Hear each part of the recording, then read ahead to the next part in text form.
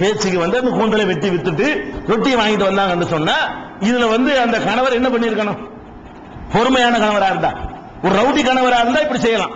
அவர் பொறுமையான ஒரு கணவராக இருந்தாரே, ஆனால் பொறுமையான சர்டிபிகேட் கொடுக்கறான்ல, இதுக்காக வேண்டி உன்னை 100 அடி வித்துட்டு வந்துட்டீல, 100 அடி அடிக்கிற உன்னைய அப்படின்னு சொல்லுவாரா? சரி, 2 ரொட்டிக்கு பதிலாக 4 ரொட்டி கொண்டு வச்ச அந்த அம்மா நல்ல புருஷன் என்ன செய்யணும்?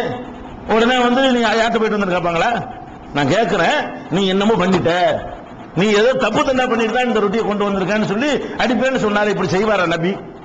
ஒரு நபி மார்க்க அடிப்படையில் எந்த ஒரு மேட்டரா இருந்தாலும் 4 சாட்சி வேணும், தப்பு தண்டா நிரூபிக்கணும். ஒரு பொண்டாட்டி வந்து இவருக்கு சாப்பாட்டுக்காக எப்பவும் கொண்டு வரதை விட கொஞ்சம் கூட கொண்டு வந்தா இப்படி செய்யறது நீங்க செய்யலாமா, நான் செய்யலாமா?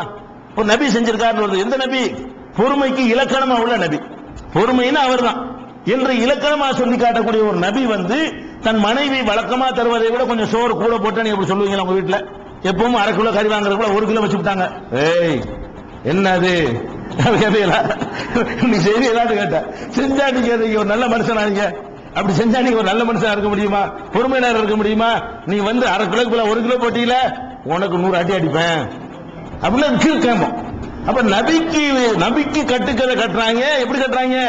அவரை கிறுக்கன்னு வந்தாலும் பரவாயில்லையா, இவங்களுக்கு ஒரு கதை வேணும்.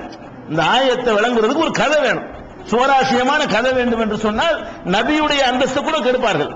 நபியுடைய தரஜா நீங்க நான்லாம் செய்வதற்கு வெட்கப்படக்கூடிய காரியத்தை இப்படி நீங்களும் நானும் செஞ்சால் காரி துப்பக்கூடிய ஒரு காரியத்தை ஒரு நபி செஞ்சார்னு சொல்லி இதுக்காக அடிப்பேன்னு சொன்னாங்களே, இதெல்லாம் நபிமார்களை பற்றி எல்லாம் கேட்க மாட்டாங்க. அந்த கதைக்கெல்லாம் இது தப்சீர்ல எழுதி நியாயப்படுத்தி கொண்டிருக்கிறார்கள். தப்சீர்ல எழுதி வைத்துக் கொண்டு அதை நியாயப்படுத்தி வந்திருக்கு. சட்டம் வர இதுல இருந்து இப்படி நம்ம டெக்னிக் பண்ணலாம், தந்திரம் பண்ணலாம், சட்டம் வர வகுக்கிறாங்கன்னு சொன்னால் அப்ப இவர்கள் குர்ஆனை பற்றி என்ன மரியாதை வைத்திருக்கிறார்கள், நபிமார்களை பற்றி என்ன மரியாதை வைத்திருக்கிறார்கள் சிந்திச்சு பார்க்கணும். அடுத்த இன்னொரு கதை என்ன? இப்லீஸ் வந்தானா, அவன் நபிமாருடைய மனைவி, மற்ற மனைவி எல்லாம் விட்டுருவோம், மோசமான நபிமார்களுடைய மனைவிகள் மோசமா இருந்ததுக்கு சில பேர் உதாரணமா இருக்கிறார்கள். நூஹ் நபியுடைய மனைவி, லூத் நபியுடைய மனைவி எல்லாம் இருந்திருக்கிறாங்க.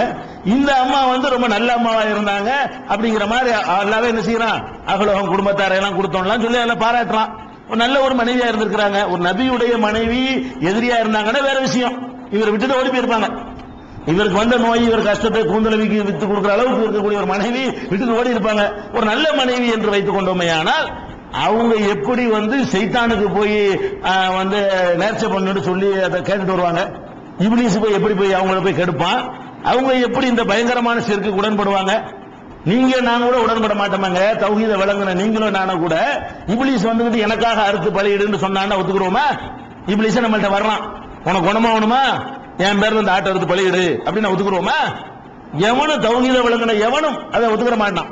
ஒரு நபியுடைய மனைவி நல்ல மனைவி, அப்படிப்பட்ட ஒரு மனைவி எப்படி இப்படி ஒரு அட்வைஸ் கொண்டாலும் தன்னுடைய புருஷனுக்கு இது எதை ஒத்துக்கிட்டாலும் ஒத்துக்கிடுவார், இந்த ஷிர்க் ஒத்துக்கிற மாட்டார்னு அது கூட விளங்காதா? தன்னுடைய கணவன் இறை தூதரா இருக்கிறாரு, அவர் இதை ஒத்துக்கிற மாட்டார்னு தெரியாம வந்துகிட்டு இந்த மாதிரி ஆட்டை எடுத்து நீங்க பலியிடுங்க அது குணமாயிரம் ஒரு ஆள் ஒரு பெரியவர் சொன்னாரு. பெரியவர் சொன்னோட சைத்தான் விளங்கி போயிருமாங்க.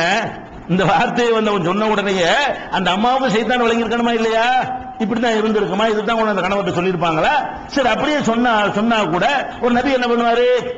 என்னமா இது கூட விளங்காம இருக்கிற, கஷ்டம் வருமா போகுமா, இதுக்காக இப்படியா செய்யறது, நீங்க ஈமான பறிக்க பார்த்து விட்டிய அப்படின்னு நபி வந்து அட்வைஸ் பண்ணனே. உடனே 100 கசையை அடிப்பான்னு சொன்னா என்ன அர்த்தம்? அப்படி சொல்லி இருக்கட்டும், அந்த அம்மா சொல்லட்டும். அதுக்கு பொறுமையால ஒரு நபி என்ன பண்ணிருக்கனே, என்ன வார்த்தையை சொல்ல இருந்து இப்படிலாம் சொல்றியாமா, என்ன ஆச்சு, இப்லீஸ் ஒன்னு கெடுக்க பார்த்து பண்ணணும் கொஞ்ச நேரத்துல, அது சரி கண்டிருந்தா நரகத்துக்குள்ள போயிருப்போம் அப்படின்னு தான் ஒரு பொறுமையாளர் அட்வைஸ் பண்ணுவாரா? இது சொன்ன உடனே என்ன செய்யறது? சொல்லிட்டீங்களா 100 கசையை தான் உனக்கு குணமாவட்ட பாத்துக்கிறேன் 100 கசை இப்படின்னு சொல்லுவாரு அவரு. 4 சம்பவத்துல என்ன சம்பவத்தை அதே மாதிரி வந்து நீ தான் குணமாக்குறேன்னு சொல்றேன்னு வைத்தியர் சொல்றாரு அப்படின்னு சொன்னோடனே அப்படி நபிட்டு சொல்லுவாங்களா? அல்லாஹ் நாடினால் அவன் தான் குணமாக்குறவன் என்பதை நம்பி இருக்க நம்மள மாதிரி நபிமார்களுடைய ஈமான்ல அதுல உறுதியா நம்பக்கூடியவர்கள் அதுல வளைஞ்சே கொடுக்க மாட்டாங்க. அந்த நபி வந்து இப்படி ஒரு போதனை ஏத்துக்கிற மாட்டார்னு கொண்டாடிக்கு தெரியாதா?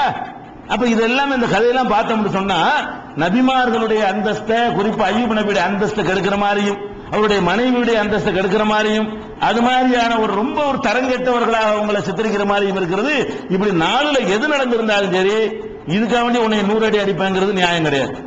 நீங்க சொன்னால் நியாயம் கிடையாது, நான் சொன்னால் நியாயம் கிடையாது, அய்யூப் நபி சொன்னால் நியாயம் கிடையாதுங்கிற விளங்கிக்கணும். சரி, இது ஒரு பாயிண்ட். சரி, ஒரு பேச்சுல ரசூல் ஸல்லல்லாஹு அலைஹி வஸல்லம் அவர்கள் அபசவத்தை வல்லான்னு முகத்தை கடுகெடுத்துட்டாங்கல்ல. ஒரு நேரம் இல்லாட்டி ஒரு மனிதன் டென்ஷன்ல ஏதோ ஒன்று சொல்லலாம், மனுஷன் தானே என்ன இருந்தானு. அய்யூப் நபி வந்து ஒரு டென்ஷன்ல, அதன் சாதாரண நேரத்தில் சொல்லாட்டா கூட அவர் என்ன வேதனையில் இருந்தாரோ, என்ன கஷ்டத்தில் இருந்தாரோ, எந்த நேரத்தில் நம்ம போய் உளர்ந்துச்சோ அந்த நேரத்தில் அவர் சொல்லியிருப்பாரு அப்படின்னு வச்சுக்கிறோம். சொன்னாலும் மார்க்கத்தில் இது நிறைவேற்றணுமா? மார்க்கத்தில் ஒருத்தர் இந்த மாதிரி மார்க்கத்தில் இல்லாத ஒரு நேர்ச்சையை செய்தால் அது நிறைவேற்றணும்னு சட்டம் இருக்குதா? இந்த விஷயங்கள் வந்து ஆதம் அலைஹிஸ்ஸலாத்திலிருந்து இன்னைக்கு வரைக்கும் இதெல்லாம் மாறப்போறது இல்லை. அடிப்படையான விஷயங்கள். அல்லாஹ் வந்து இந்த மாதிரி நம்மளை தப்பான ஒரு விஷயத்தை நேர்ச்சி பண்ணா நிறைவேற்றுன்னு எல்லாம் சொல்லவே மாட்டான். ஒரு ஆளை பிடிச்சி நானே கோவத்தில் நினைச்சேன், உனக்கு 1000 அடி அடிப்பட்டான், அல்லாஹ் மேல சத்தியம் சொல்லிவிட்டேன், ஏதோ சொல்லிவிட்டேன், அந்த காரியம் நடந்து போச்சு, உங்களுக்கு வந்து 1000 அடி அடிக்கணுமா? அந்த நான் தப்பா சொல்லிவிட்டேன், அதுக்கு நான் என்ன செய்யணும்? அதை முறிச்சு விட்டு எல்லாம் தெரியாம உங்க சொல்லிவிட்டேன், நான் அந்த சத்தியத்தை நான் வாபஸ் வாங்கிக்கிறேன், அதுக்குரிய கபாரா செஞ்சிடறேன், முன்னாடி இன்னொருத்தர் நாயம் போட்டு 1000 அடி அடிக்கணும். அவன் என்ன செய்ய? அதாவது ஒருத்தனை அடிக்கிறதுனா 100 அடி அடிக்கிறதுனா விபச்சாரத்துக்குரிய தண்டனை. அதை போய் முன்னாடி செய்யணும் சொல்ற 100 ஜல்பை தான், 100 கசைடு அடிப்பேங்கிறாரு. இது பயங்கரமான ஒரு விஷயம். இது வந்து ஒரு கூந்தலை வித்ததுக்குரிய தண்டனை இல்லை. அல்லாட்ட கூந்தலை வித்துட்டு வந்தா கூட அதற்கான தண்டனை இல்லை. அப்ப மார்க்க அனுமதிக்காத ஒரு விஷயத்தை அவர் சொல்லிவிட்டார். அப்படி இருந்தா என்ன பண்ணிருக்கணும்? ஒரு நபி சொல்லிட்டார்ல, தப்பு செஞ்சுட்டேன்னு கபாரா பண்ணிட வேண்டியதுதானே? அடிக்காம அடிக்கிறத வாபஸ் வாங்கி விட்டு அந்த சத்தியத்தை முடிக்கிறதுக்கு ஒரு கபாரா இருக்குதுல்ல, அதைத்தான் செய்யணும் ஒரு நபி. ஏன்னு கேட்டா நபிகள் நாயகம் ஸல்லல்லாஹு அலைஹி வஸல்லம் அவர்கள் வந்து பல சந்தர்ப்பங்கள்ல இதைத்தான் நமக்கு வலியுறுத்துறாங்க. எப்படி வலியுறுத்துறாங்க?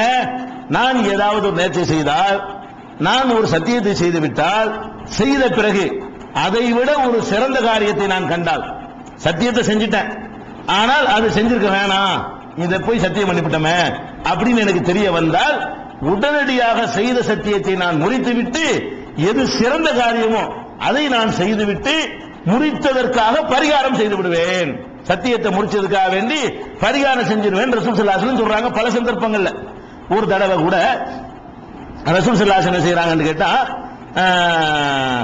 அபூ மூஸா அஷரி அறிவிக்கிறாங்க, அஷரி கோத்திரத்தார்கள் வந்து நபிகள் நாயகம் ஸல்லல்லாஹு அலைஹி வஸல்லம் அவங்கள்ட்ட வந்து வர்றாங்க.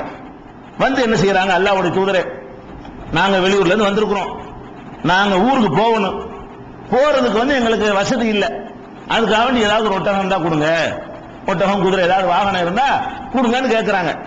அந்த காலத்துல ஒட்டகம் அந்த ஜக்காத்துல அல்ல அந்த மாதிரி பரக்கத்தை கொடுத்துருந்தான், பைத்துல் மால்ல குவிஞ்சு கிடந்துச்சு, இருந்தாத்துக்கு கொடுத்துருவாங்க. சாப்பாடுக்கு கேட்டா அந்த ஒட்டகத்தை வச்சுட்டு போன்னு சொல்ற அளவுக்கு இருந்துச்சுன்னு வைங்களேன். அதுல வந்து என்ன செய்யறாங்கன்னு கேட்டா, எங்களுக்கு வந்து இன்னும் அத்தைன நபி ஸல்லல்லாஹு அலைஹி வஸல்லம் நஃபர் மினல் அஷரியின், அஷரி கோத்திரத்தை சேர்ந்த நாங்கள் சில பேர் நபிகள் நாயகம் ஸல்லல்லாஹு அலைஹி வஸல்லம் அவங்கள்ட்ட வந்து ஃபஸ்தஹமல்னாஹு, ஏதாவது ஒரு வாகனத்தை தாங்க, ஒட்டகம் குதிரை இருந்தா கொடுங்க அப்படின்னு நாங்கள் கேட்டோம். ஃபஅபா அன் யஹ்மிலனா, அதெல்லாம் இல்ல பண்ணிட்டாங்க. கேட்டாங்க 2 ஒட்டகம் தான் கொடுங்கன்னு கேட்கறாங்க, அதெல்லாம் கிடையாதுட்டாங்க ரசூல் ஸல்லல்லாஹு அலைஹி வஸல்லம். இந்த ஆளுங்க விடாம என்ன செஞ்சாங்க? ஃபஸ்தஹமல்னாஹு, மீண்டும் கேட்கிறோம், ஏதாவது கொடுங்க, நாங்க போடும்ல ஊருக்கு, நாங்க எங்க போய் கேட்போம் அப்படின்னு மறுபடியும் நாங்க வற்புறுத்தி கேட்டோம். ஃபஹலப அல்லா யஹ்மிலனா, அதெல்லாம் முடியாது, தர முடியாது, அல்லாஹ் மேல சத்தியமா தர முடியாதுட்டாங்க ரசூல் ஸல்லல்லாஹு அலைஹி வஸல்லம். முதல்ல தரமாட்டேன்னு சொன்னாங்க, தரமாட்டேன்னு பேசாம போயிட வேண்டியதானே? தரமாட்டேன்னு சொன்ன உடனே ரெண்டாவது என்ன பண்றாங்க? அல்லாஹ் மேல சத்தியமா சொல்றேன், உங்களுக்கு தரவே மாட்டேன், இல்லங்க மடங்கட்டின்னு அர்த்தம் அப்படின்னு ரசூலுல்லாஹ் சத்தியம் பண்ணிவிட்டாங்க. இப்ப சத்தியம் பண்ண உடனே என்ன செஞ்சாங்க? கொஞ்ச நேரம் ஆச்சு, மனவரத்தோட உட்காந்துட்டாங்க வந்து இந்த ஆளுங்க. கொஞ்ச நேரம் ஆனவன் என்ன செஞ்சுன்னா, ஒரு 5 ஒட்டகங்கள் வந்து ஜக்காத்துக்கு வந்து சேருது. 5 ஒட்டகங்கள் வந்து ஜக்காத் வசூல் பண்ணிட்டு வந்து அப்பதான் உள்ள வந்து நிப்பாட்டுறாங்க. உடனே ரசூலுல்லாஹ் என்ன செய்யறாங்க? அந்த ஆளுக்கு கூப்பிட்டு வாங்குறாங்க. இல்லாதனால இல்லைன்னு இருக்காங்க, பைத்துல் மால்ல ஒட்டகம் இல்ல, அதனால தரமாட்டேன்னு இருக்காங்க ரசூல் ஸல்லல்லாஹு அலைஹி வஸல்லம். அப்பதான் ஒரு 5 ஒட்டகம் வருது. வந்து என்ன செய்யறாங்க? அந்த ஆட்களை கூப்பிடு அப்படிங்கிறாங்க. கூப்பிடனோட உங்களுக்கு தெரியாது, ஆஹா அப்ப ஏதோ நம்மள பனிஷ்மெண்ட்டுக்குள்ள கூப்பிடுறாங்க போல இருக்கு. ரசூல் ஸல்லல்லாஹு அலைஹி வஸல்லம் எதுக்கு கூப்பிடுறாங்கன்னு தெரியலையே, நம்ம ஏச்சு வேற பேசிட்டு வந்துட்டோம், தந்துதான் ஆகணும்னு விட்டோம், சத்தியம் பண்ணி வர தரமாட்டேன்ட்டாங்க, நம்மள்ட்ட என்ன தப்பு கண்டுபிடிச்சாங்களோ தெரியல அப்படின்னு நாங்கள் பதறிக்கொண்டு நபிகள் நாயகம் ஸல்லல்லாஹு அலைஹி வஸல்லம் வந்தோம். வந்து நினைஞ்சோம், நாங்கப்பா ஒட்டவாங்கிறாங்க. அப்ப என்ன இவங்க நினைக்கிறாங்கன்னு கேட்டா, ரசூல் ஸல்லல்லாஹு அலைஹி வஸல்லம் சத்தியம் செஞ்சு தரமாட்டேன்னு சொன்னாங்க, அவங்க செஞ்ச சத்தியத்தை மறந்துட்டு நமக்கு தர்றாங்க. இப்ப ஏன்னா சத்தியம் செஞ்சா கொடுக்க கூடாதுல, அல்லாஹ் மேல ஆணையா உங்களுக்கு தரமாட்டேன்னு சொல்லிட்டு அப்புறமா என்ன செய்யறாங்க? இந்தாங்கப்பான்னு கொடுக்குறாங்க. அப்ப நாங்கள் பேசிக்கொண்டோம், நபிகள் நாயகம் ஸல்லல்லாஹு அலைஹி வஸல்லம் அவர்கள் நமக்கு தரமாட்டேன்னு சத்தியம் பண்ணிவிட்டாங்க.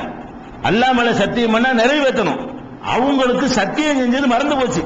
மறந்து போயிட்டு இந்த மாதிரி நம்ம வந்து அவங்க தந்துட்டாங்க, இதை வந்து நம்ம வாங்கிட்டு போனோம்னு வைங்க, அல்லாஹ்வுடைய ரசூல் நம்ம ஏமாத்தின பாவிகள் ஆயிருவோம். ரசூலுல்லாஹ் மறந்துட்டு நமக்கு தந்துட்டாங்கன்னு வைங்க, ரசூலுல்லாஹ் சத்தியத்தை முறிக்கிறதுக்கு நம்ம ஒரு காரணம்